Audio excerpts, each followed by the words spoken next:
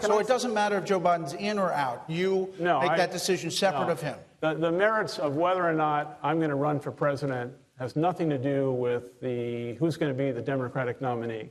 As you know, I've been very public about my concern about how far left the Democratic Party is leaning. And I think there's a great opportunity, given how extreme both parties are. The vast majority of Americans are in the middle. I am a centrist. I have been a lifelong Democrat, but the Democratic Party left me. I didn't leave them. All right, Brandon has the next question. I think Brandon's over here. Go ahead. Good evening. Hi, Brandon. Hi, how are you? At what point would you bow out of the race if all indications were that your candidacy would only split the vote and hand Trump a second presidency or second term? Or is there a point at which you would make that decision? Well, let me answer that. First of all, thank you for the question. Let me answer it this way. Let's ask the question, why am I here and why am I considering doing this? First issue, my love of the country, most importantly, wanting to do everything for families who are being left behind.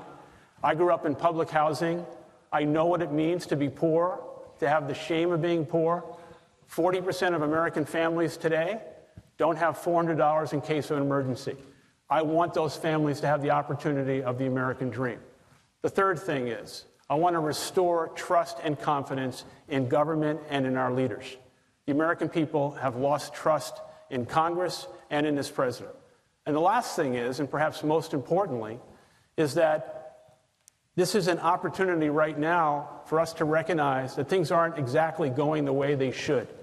This is a great evening because there are Republicans, Democrats, and independents in this room. This is a no-hate zone. And I want to do everything I can to find the common purpose of our common values and bring the American people together. In terms of your specific question, what I've said publicly is I am not going to be a spoiler. What does that mean? Well, first off, if a Democrat runs who resembles Bernie Sanders, who says he's a democratic socialist, Donald Trump is going to get reelected. If Howard Schultz is in the race, I feel strongly that lifelong Republicans, on the character issue alone, and I'm not going to bash the president on any level today. I'm not here for that. I want to talk about the future of the country. But on the character issue alone, lifelong Republicans will not vote for Bernie Sanders, but they might vote for somebody who is independent, a centrist, and wants to restore a faith and confidence in the promise of the country. Thank you.